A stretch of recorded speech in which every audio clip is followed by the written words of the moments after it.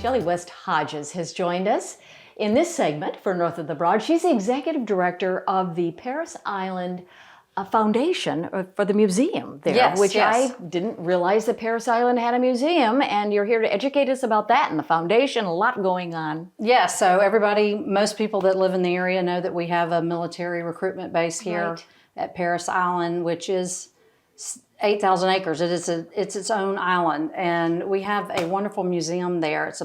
Most people think it's a military museum, but it dates back to all the history on Parris Island, which starts back in the mid-1500s, moving all the way forward to Marine Corps, and it has Marine Corps history and where we are today. But it is a beautiful museum. It is in a historic building that is on the National Register. Wow. And it's been there for 50 years. We're celebrating our 50th anniversary next year. Yes, and when you walk in, it really is impactful because the rotunda is just amazing. It's beautiful. And it's, of course, open to the public. Which you just go to the front gate and you have to show ID and you go straight back to the museum. Yes, you just tell them you're going to the Parris Island Museum and they check your creds and they push you through the gate and you come see us. And when you get there, you get to see the tour. You can go, is that an auto? In other words, you just drive around and it has like where to stop? Yes, we actually have in the museum, there's a QRL code or QR code that you can take a picture of, and it will prompt you through the driving tour. You can't get the tour unless you come into the museum, and it gives us all points of interest of all the historical markers throughout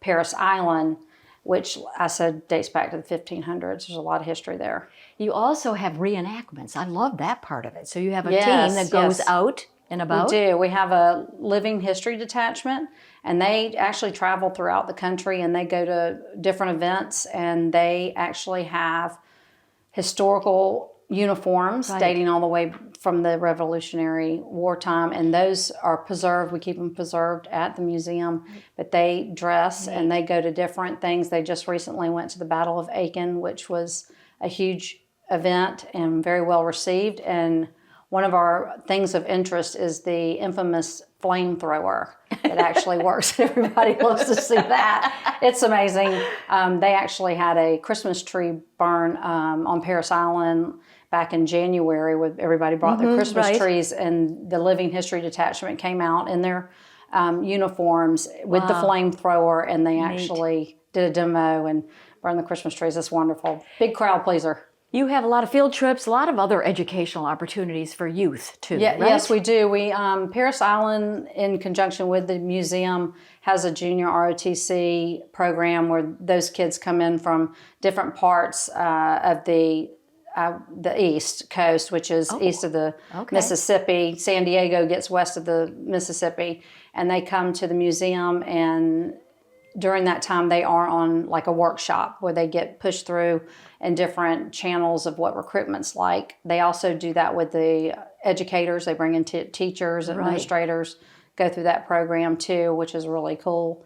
And we're working on doing some other things with the local schools, so very excited about that. So the foundation exists to support the museum? Yes, there's 3 command museums in the country. One is Parris Island, the other is at San Diego, and then the National Marine Corps Museum up in Quantico, Virginia. Okay. So every one of those museums has a foundation component or foundation that is its own private nonprofit, and we facilitate funds for unfunded projects. So it could be exhibits, it could be archival preservation, it could be restoration of exhibits and the building.